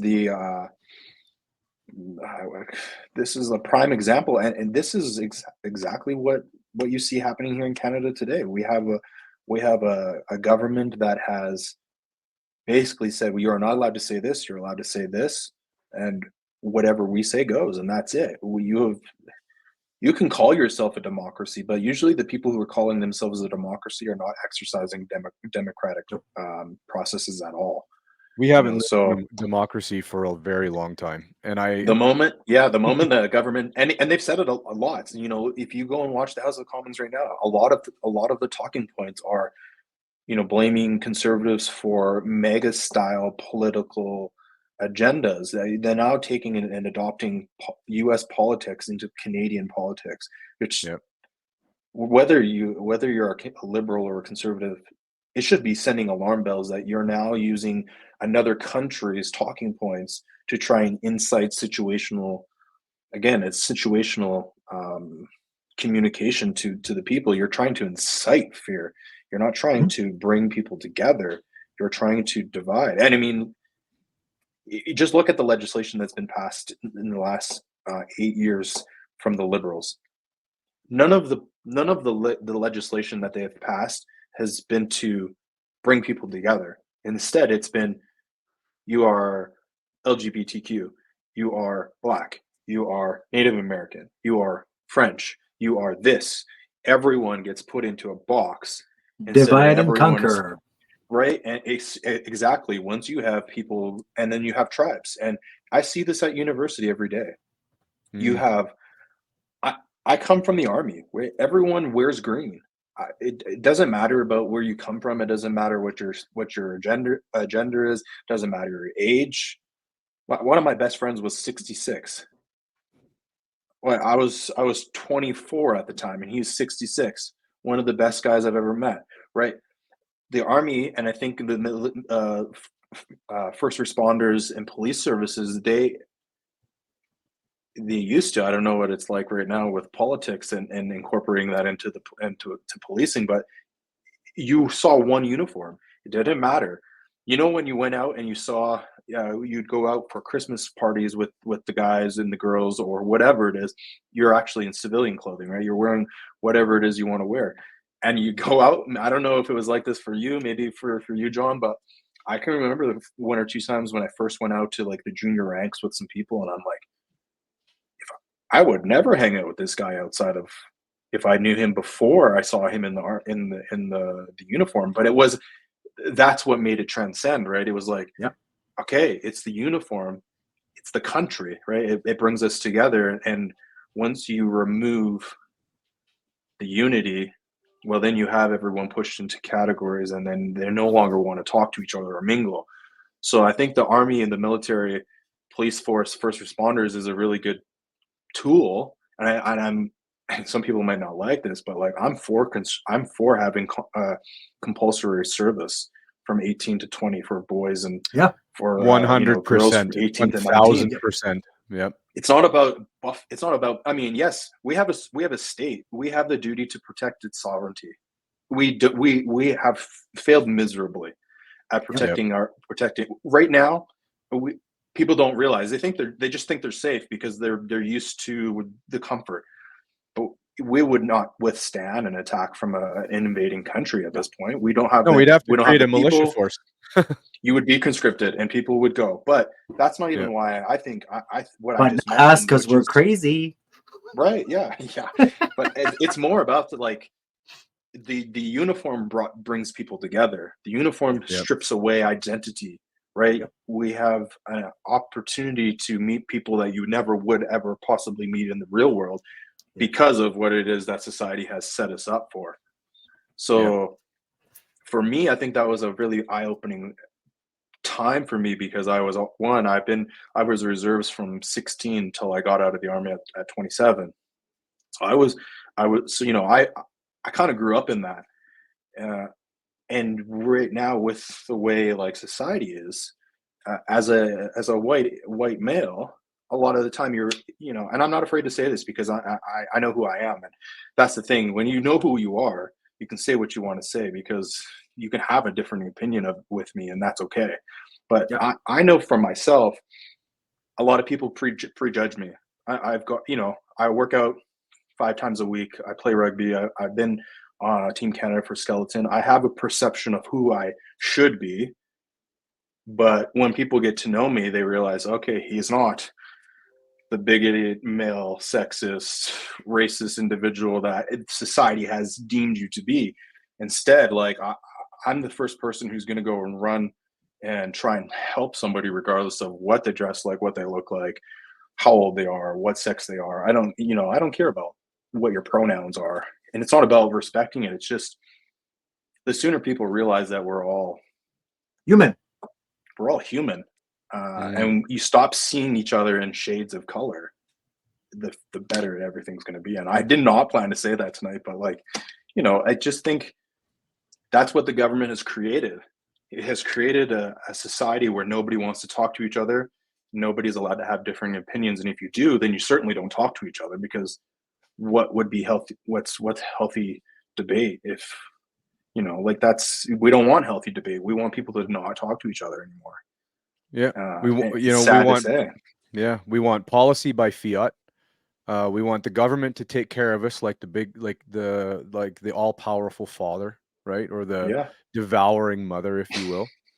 And when we have no freedom of speech, we can't have dialogue. So here's the thing about hate speech. When we're talking censorship and hate speech, Terran, if you can't say certain words because they have offended a person, then you can't have dialogue. And so how do you progress forward if you can't sit across the aisle from somebody who you disagree with and not talk about the thing? So what we've done now is we've switched it from talking about the idea to attacking the person who's speaking about the idea, right? Used to be that if you were in dialogue with somebody you disagreed with, you had your thoughts about the idea and the person had their thoughts about the idea. And those thoughts died with trying to figure out the idea. You didn't attack the person, because what does the person matter? You're trying to figure out an idea. It's like in a relationship when you're in your marriage. You get upset with your spouse and you're fighting about something. It has nothing to do with your spouse. It's just your ego forgetting that you're trying to problem solve, and you're getting upset because they have a difference of opinion. So this has become so grossly blown out of proportion now that you can't even talk in public anymore. And so there's no discourse and there's no way to fix anything, because everything's offensive and everything's against the law now. So, but there's a few things in this, right? So it seems like, and I don't know for you guys, but I was raised into, you got to respect the opinion of others. You don't have to accept it, which is two different things, right? You can think that the earth is flat, and I'm going to respect that. If you're crazy, it's fine. I'm okay with that. But I don't have to accept that or see the same view as you do. So that's number one I found. I wanted to bring a point, because as well, what we've seen during the COVID aspect, because you're right, it's kind of a big ball of snow that started to fall down and got bigger and bigger and bigger. Veterans started to be the enemy of society. Now, for XYZ reason, because we have seen stuff that are never reported, because when you look at the TV and they're saying, let's say, oh, there was a house full of drugs, but people are coming out in multicam, which we know that's usually a special force, right? It's not a drug house. It's most likely something else, maybe a terrorist house or whatever that is, because we have cities in Canada that are housing terrorist sleeping cell, and we don't talk about it. And I'll tell you, like, law enforcement wise, those units that are made for terrorism, anti-terrorism, do not pass the info down. They keep it for themselves. And what you said about law enforcement, in between agencies, services, there is a competition. They're not helping each other. That I guarantee you this. Because when we were looking at cybercrime and so on and so forth, the cybercrime criminal will not do crime in his own town or cities. They will do it across the country. Why? Because there's not an agency that will pay the person who has a warrant for it to fly them wherever they're supposed to go. And if you're in Ontario, it's cities to cities, which is even worse, right? Because Ontario is huge. And Quebec doesn't show the entire warrant on the CPIC sheet for some odd reason, and I never understood. It's insane. So no, it's not shared. Now I'm going to mention the name of one guy that I started to see in 2015. Jeremy McKenzie was a veteran. I don't know if you know about him. PPCLI or RCR, I don't remember. Anyhow, it's not a big deal. But he did expose the government where his bank closed his account because he was one of the big name in the veteran community who was fighting against that forced vaccine and so on and so forth. Oh, wow. And you can hear the bank, the guy, the manager who's talking to him, has no clue whatsoever why they closed his bank account. And he's like, I don't understand. My pension is a federal pension. Why don't you recognize my money? And the person who called him has no information whatsoever, right? So I'm going to tell you one thing, and that's from my own perspective. I am scared, right? And I'm scared to just talk about this because I have a family, I have kids, I have a wife. and we have a house under, mortgage and so on and so forth. I don't want to be foreclosure because I said something that upset someone who's a part-time, whatever, drama teacher. You're bringing up a really good point that Terran's going to bite on here right away. Yeah. Yeah, go for it. This is why people can't talk. But this is exactly why people can't talk. You have a drama teacher running a country. Like I just finished taking microeconomics. This is a level 1 university economics class. Why is it that I can sit into a university like entry level economics class and apply what I've learned to our country and see all of the shit, all of the terrible mismanagement, and yeah, okay, he's not running the country by himself. He has educated individuals with PhDs, masters, whatever, all of multiple degrees. These are not stupid individuals. These are very smart people. So the bigger question is, why are these people that are highly educated doing such a crap job at running a country? When that is, I gotta assume, if you're at that level, you're in the show, we'll call it, for politicians at that level. You knew what you wanted to do. You knew how you wanted to get there. You knew the path you had to go through. Why is it that we are sitting here having to have a conversation about this at such a low level? When if the three of us are sitting here identifying all of the issues and where our shortfallings are as a government, they know what the issues are. And again, some people would call it conspiracy, but when you have the WHO and you have the WEF, all with links to all of our government officials, these are on their websites. You can go and look at the people that they sit there. It's like the Facebook status for them, right? They're like, look at the politician we have today. Like, we just got, like, they boast about this. The government is supposed to work for the people in their country, in their province, in their territory, in the region that they grow up, that they live in, municipality, whatever it is. That's not the case anymore, right? This act in itself is a prime example. Before 2021, 2019, somewhere around there, 2020, we'll say, COVID. Before that, there wasn't an agenda for an online news act. Post-COVID, what happens? So you lose the trust of the people by not reporting accurate or important information. You're just giving people fear to look at. Well, they stop going to your websites. They stop clicking on your publications. They stop looking at your journalism, and they start looking for other alternative sources, the user-generated content. Well, now you can't control the narrative that they've been pushing for X amount of years. And you just go and, like, if you really are interested in learning about it, just go down the rabbit hole, go on Google and start reading. The thing is, you gotta read multiple sources. You just can't look at one. You've got to go and you've got to look, and you've got to determine for yourself through knowledge and experience by reading and educating yourself on the topic, and then make your decisions. A lot of what we have right now is hearsay. A lot of what people talk about is just hearsay. They're not going to the root and understanding the foundations of what it is that hearsay is about. So that's where this online news act, it didn't just happen in Canada. It happened here. It happened in Australia. It's happening in Brazil. It's happening all over the world. It's happening in multiple countries at the same time. That's not coincidence. It's happening in all the affluent countries. It's happening in the Western countries, right? It's happening in countries with resources, and countries that have things that the world could use if there was some sort of global oligarchy that was going to take over, right?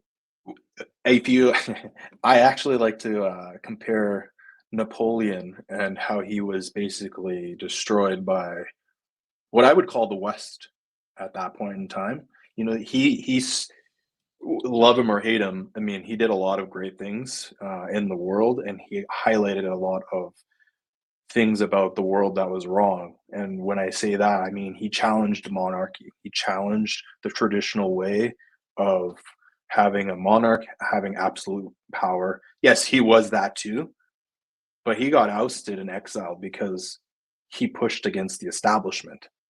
Mm-hmm. Now, I would say that the establishment that is being pushed against right now, or who might be the Napoleon, would be two countries that border each other on the other side of the world that are very predominant everywhere else in the world. Yeah. They would be the Napoleons right now of the time, whether you like them or not. It's not about that. It's about the facts. And the West is more or less the monarchy, patriarch, if you will, of the establishment. And you have these two forces right now that are pushing against each other. One's trying to, one is trying to change stuff, and the other one's trying to hold on to all of its resources and friends at the same time. So I see a lot of parallels, and I took history last semester from Renaissance all the way up to modern day. So like, I'm very versed in what history is, and I think a lot of people forget our history or haven't picked up a history book in a long time to understand. This is just a playbook playing over again, but at a larger scale. And this might be my tinfoil hat coming on, but it's a bunch of timelines and big events that happened, whether it be in England, whether it be in Spain, whether it be in France or Italy.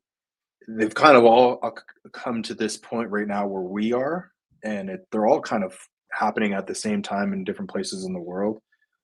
And anybody who understands history and has watched it is watching history unfold again right at the same at the pinnacle of all of these events that have happened over the last 500 years, kind of right now at the same time. It's like a big crash right now, right? It's but yeah. Here's an interesting, I wonder if this is spoken of in your circles, Terran, and it's just an observation that I see, and I think it might be accurate. But the unfortunate part of what's going on, especially in Canada, is the largest part of our voting base is people that are older than me. And what do they watch all the time? They watch CBC and CNN. Yep. And so for decades, they have basically been, I'm not going to say brainwashed, but they've been indoctrinated into believing that it's basically true that what the government says is right, and what the legacy media is providing to us is basically right. So I'm in a position now where when I'm observing and when I'm listening to people talk, it's hard to have a conversation at my age to people older than me about these, because they immediately shut down and say, oh, you're full of this. This is all conspiracy theory. The WEF is just something that's been made up. And how dare you try to even bring this up? That's not happening. So it's difficult because you have to whisper it in corners. You can't really speak about this in public. And I wonder if the two of you are noticing this in your circles.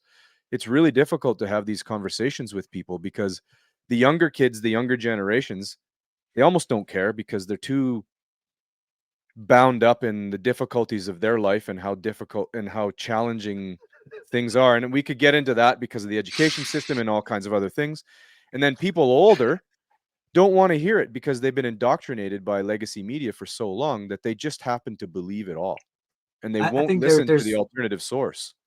There's one more thing. I think you're right. There's that kind of group of people who are, no, that's the right thing. We were able to trust it for so long and so forth. And I think actually Peterson is the one who talked about it when he was on an interview in US. But the other type of people is because the generation you're talking about are in their 70s now, right? 65 to whatever, higher. And what I've seen a lot too is they're done. Right? Some of them are very into it. And by all means, they love it. They still eat of it and so on. But there's a good part of them as well who are like, just leave me alone. Right? Like I want to enjoy the rest of my life in freaking peace. And I've seen it. I mean, I've seen it with my parents, but they're another part that I wanted to push because we talked about it before being online. You talk about the Bloc Québécois and so on and so forth. I can tell you from my own perspective for living in Quebec, I did not learn about the Canada history. I learned about the French history, right? What happened in France. And I had a teacher who I loved at that time, but now knowing more about Canada, and English people are not freaking horrible because that's what I learned in school, in grade 4 of high school. So for you guys is grade 10. I learned that English people are not trustworthy, they're backstabber, and so on and so forth. We were somewhat brainwashed because you're like 15 years old and you believe what is told. Number two, when I ended up in college, right, Cégep, which is pre-university, you had the first day, in the first week, you had someone from the Bloc Québécois on every freaking entrance door who would make you sign in that party, right? But you don't know anything about politics at that 16, 17 years old, right? You're not, or not many of people are actually at that knowledge yet, and you get indoctrinated in it right away. Right? Like I learned that English people and politics were not trustworthy because they screw up Quebec and they screw up Newfoundland and yada yada in the 1983, which is the night of long knife, whatever we call that in French. And we shouldn't trust them. But on the same way, I mean, like I lived now longer outside of Quebec, and I'm looking at it, and I'm like, you guys are all screwing us up with your stupid fucking tax. Right? Like all our money in Alberta is going there. And they have more oil in Quebec that we have in Alberta, but they made a ban on getting the oil out of the ground and just not touching it. And that people don't know. They just think that big Alberta riggers is the only place we have it. There is oil, more oil in Quebec, more oil in New Brunswick, more oil in Nova Scotia than we have in this province. But those provinces don't want to stop having that paycheck at the end of the year from BC, from Ontario, from Saskatchewan, and Alberta, right? Which is extremely interesting. And I love, I don't remember the name of the, I'm going to put that as well in the link, but there's documentaries upon documentaries that talks about it. And it's sad because it's not talked about it more than that. It's not pushed more than that. I can go further than this. 2015, when we give 10.5 million to a terrorist for killing 2 persons, and the only people, right? And he has a mall now in Edmonton. Yeah, he does. Insane. Yeah, the Capilano Mall. I know. Insane. Yeah. I'll say and it. the And only nobody people knows about it. It's all censored, right? It's all censored. And imagine, I knew that right off the top of my head, but I haven't known about that for years. Because it's just we don't that's talk about another it. issue. Yeah, that's another issue with the news in itself, right? Is what's the hot topic today? Yeah. And then we're constantly pushing it. All right, that was last week, and we're on to the next, which is sad. Well, it's the same as Epstein, right? Epstein is the biggest. You had the firm. What is the firm who paid off every victim? And there's clause in this, I'm sure, that they cannot speak about it forever, but they closed that for millions. So now we're paying off victims who have been raped, so they don't talk about it. Yeah. So you said a couple things, and I want to. The first one that comes to my mind, you spoke about, like I'm from Newfoundland originally, actually, so I grew up socially dependent, and that is a product of the government, right? You either fish, you join the army, you go to Fort Mac, you're a seasonal worker, you get your tickets, punch out, and you're home for the winter, right? And it's funny because I've been out of Newfoundland since 2007. I've been in Alberta since 2007. I got posted to Edmonton, well, specifically Wainwright first for my infantry school and whatnot. But before that, like I had gone to New Brunswick with the reserves, and I had gone all. I actually came out here to Cochrane when I was in high school, and I went to the Army Cadet National Center that's just out in Wyperus, and I just fell in love with this part of the country. And I always had a preconception of what I thought the West looked like or what the West was because of what I was told, by growing up from either its politicians or, what your grandparents thought of the other side of the country. And it's never the case. You're just basically, you're a product of your environment. I'll go back to John Locke, right? You are a product of what you experience in your life. You are who you are. Your foundation is built on what it is that you're given. And unfortunately, you're not given anything. You're by yourself. You're given it by the government. Everything that you do from the moment you're born is a contract, right? You get born, you sign a birth certificate. to me, what that birth certificate represents is you're signing your rights, your natural born rights, to the government. The moment that you are in the system, you no longer are a person of natural rights anymore.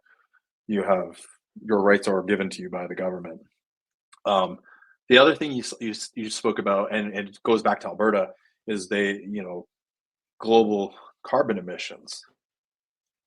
I challenge anybody that's listening to just do a simple Google search of how much actual carbon emissions is in the atmosphere. Do you guys know? Nope. 0.04% of the atmosphere is carbon emissions from man-made carbon. 0.04%. Yeah. And I don't say this to say that we're not the world's not heating up. I mean, if you want to look at geology, just go look at geology and see what the trends of the world have been over the centuries and millennia. And it doesn't take a rocket scientist to figure out that we are moving just in the general trend of how we normally do with the world. 0.04% of our global emissions come from carbon that are made up in the atmosphere. So of that 0.04%, Canada is one of the leading, if not the leading country in the world for our global carbon emissions of that 0.04%. Right. So again, this is a prime example of where the government uses verbiage and situational information or situational communication to drive a narrative that doesn't actually, again, right? Like it's saying 50% said this, but well, the other 50% said that. So you're only focusing on that, but they don't actually tell you what that number is. It's a 0.04%. Yeah. I don't know how many people actually knew that. And if you didn't know that, well, then you need to go call your member of parliament, ask them why they've been lying to you for the last 8 years. Well, or why it's been a lot longer. Been a long time, Al Gore lost an election and said that it was right. Like this has been Terran. That's been I agree. That's been it's just the play on words, and this is what the government does. And we are at a point where we just don't hold them accountable. We come from services. We come from being a police officer or being military, where you're held accountable for your actions, and your actions have serious consequences depending on what side of the bullets you're on. Right. Yep. Everything is critical. Go ahead, John. Because of the percentage you got, because I heard that speech and I don't remember where I did, but now the other one that came up to my mind as soon as you said that is the plastic straw. Absolutely. Right. So percentage of pollution in the world. Yep. 0.025%. I don't know for you, but the fucking paper straw sucks, man. Okay. Yeah, the paper straw. Actually, there are studies. Go look at the academic studies. The paper straw has 10,000 more chemicals than a plastic straw does. It is more carcinogenically bad for you than any plastic straw that you're going to put on your lips to have a drink. And they're removing it now, right? They are removing it. Yeah, so it was deemed unconstitutional. The Supreme Court ruled against that in Canada. Yeah. That again. Growing pains, unfortunately, that we have to go through to set precedents for what is and isn't constitutional. That's the end. That sucks because we are going to be the benefactors of a whole lot of horse crap legislation and unconstitutional statute law that gets put into place. But we need it in order to right the ship, really. Yeah. So, Terran, would you join us again for another awesome episode? Hell yeah. Okay. Yeah. Let's absolutely. end this. I'll have a drink next, like a energy drink next time with me. So let's end this on a good note though, because there's got to be a way that we flip this script. There's got to be a way that we can circumvent censorship because we're all people connected in some way. So yeah. Here's my thoughts, and then I'd like to get your guys' thoughts because we're almost at 2 hours here now, and I got to take my son for surgery in a 4-hour drive in the morning at 6 a.m. Not that I could talk for hours on this because there's so many avenues, and we're just like we're tearing the Band-Aid off of every single one, and it's awesome. But I'd like to end it on a good note. What do we do? How do we start talking again to people? How do we start having healthy conversation with people? And I think one of the things, and Terran, you're a prime example of that. You're living life in this super large way. You're involved in so many things. And that's one of the keys is you got to get back into your community and start talking to people. And you got to start using compassion and empathy to hear what they have to say and listen to why it's painful for them to talk, and have some empathy and understanding that a lot of us are scared because we're afraid of what's going on and we don't understand the truth. So I think re-engaging with your community and not fearing difficult conversations and being truthful and honest and allowing another person to speak. I think that's one way that we can start bringing people back together and circumventing the censorship and all of the bias and the division. I'll tell you a really quick story that happened, and one of the reasons the River Viking came to be, so to say. Mhm. I had a friend who came to me, who another veteran who, he was in a bad place. So my suggestion was, hey, let's go to a peer group, a veteran peer group, RCMP and a military peer group. And myself, I had the notion that we were going to like a combat arms peer group, like combat veterans, people that understood or that we could connect with. And I had never been to a peer group myself, but I knew that this is kind of what I think he needed at that point. Turned out I needed it way more than he did. And we got there, and him and I are the only combat arms. Him and I are the only guys who had been on tour or served special duty, basically. And that was that aha moment for me where I realized that it didn't matter if you were a clerk, it didn't matter if you were Air Force, Navy, RCMP, you're a desk jockey, whatever, gun plumber, it didn't matter. Whatever it was, everyone in that room that was there had some sort of trauma, just a different mechanism of how that trauma came to be. Mhm. And that was my aha moment. Like, okay, check my ego. It's not about the combat arms part. It's not about being a Patricia. It's not about any of that. It's about that we were all in the same room for the same purpose, which is we were hurting and we were looking for a way to connect with other people that were going through that. Yeah. And at that moment, it was like, okay, I need to be that person. I need to show people that it's okay to have that crap day. It's okay to be down. It's okay to be in a place where you need somebody to pull you out of. That's the point, is you need somebody else to help you. So you can't do it alone. The moment you Right. think you can do it alone, that's when you're gone too far. On the civilian side of things, I think every member, military or first responder, grips with the reality of being a first responder or military. That's their identity. It's been grilled into you. You learn your service number off the top of that. I know that now, and I've been out of the forces since 2014. Right? Mhm. Like, you ask me that any day of the week, I know that. So that's just our identity. But the moment that I realized that the veteran wasn't me, the veteran made up parts of who I am, and I get to pick what parts I want to have with my identity. That was the moment that I started living my life again. I started putting myself out there, and for somebody who never went and got groceries for the last 5 years, I didn't go into a grocery store, but pick up or get delivered.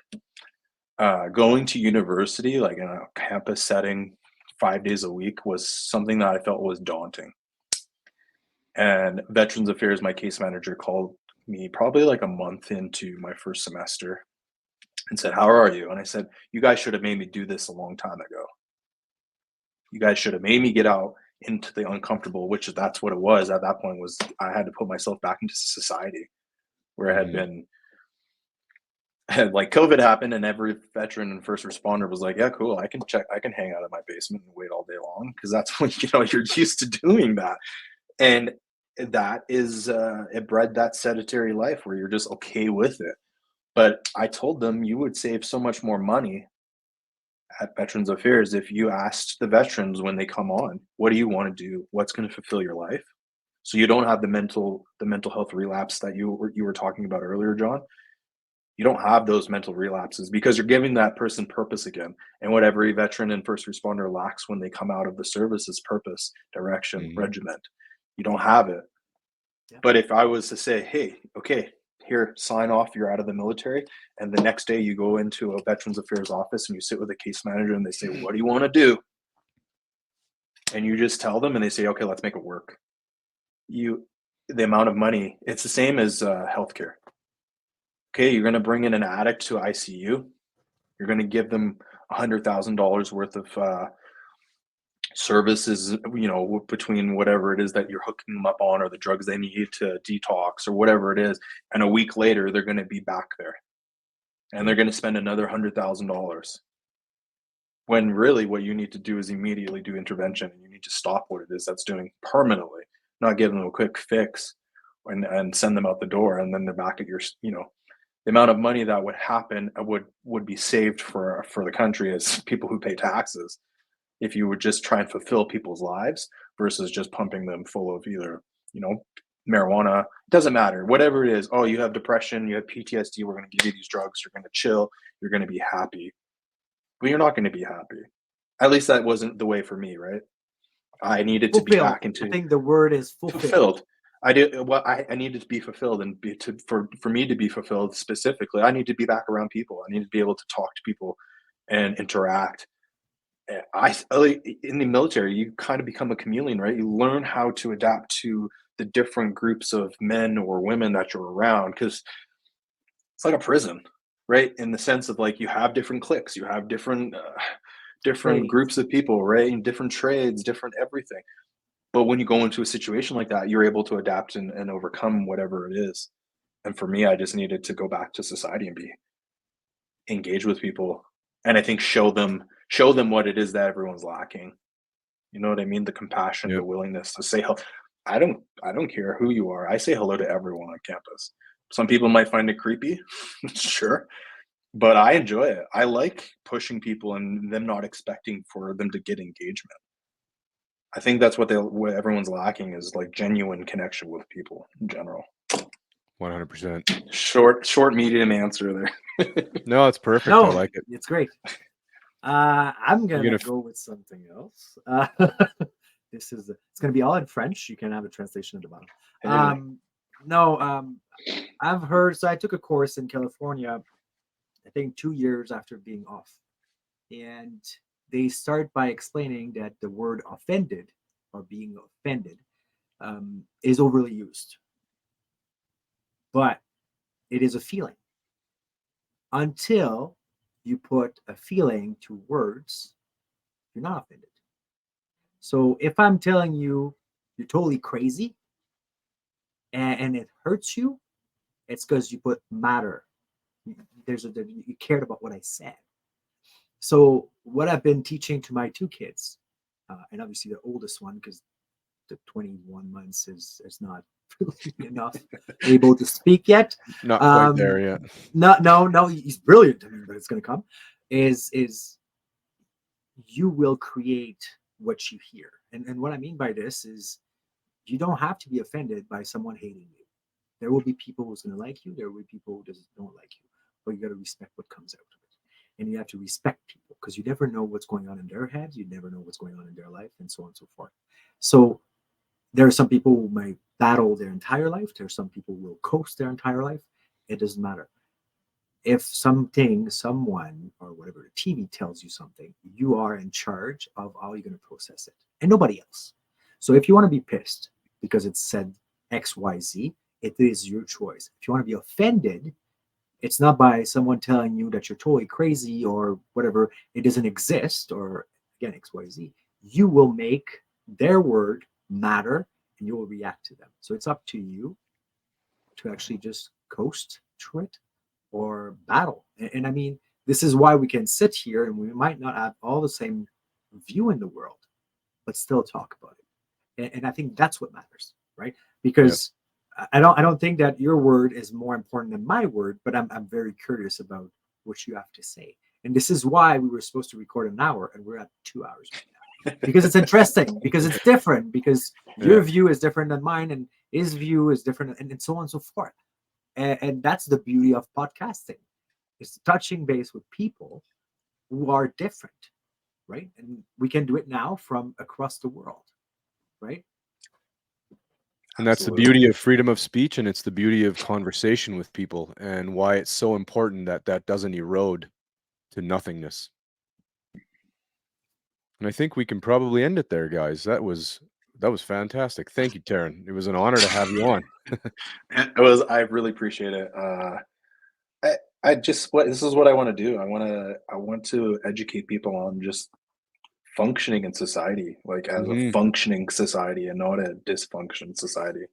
Yeah. This is I appreciate you guys like giving me a space to just talk about this stuff today. And We'll do it if again. anybody, 100%. And if I know you're going to leave links and information, if anybody just wants to reach out and ask a question about Veterans Affairs or whatever, I'm all for it. Yeah, it'll all be So in the thank show you. notes for anybody who's managed to stay on for 2 hours. It'll all be in the show notes. All of Terran's academic research will including your paper, if we can, will Sure. also be in there about the censorship laws. So Absolutely. thank you for tuning in to the Raven Chronicles for this long, and we'll see you next time. Peace. See ya. Bye.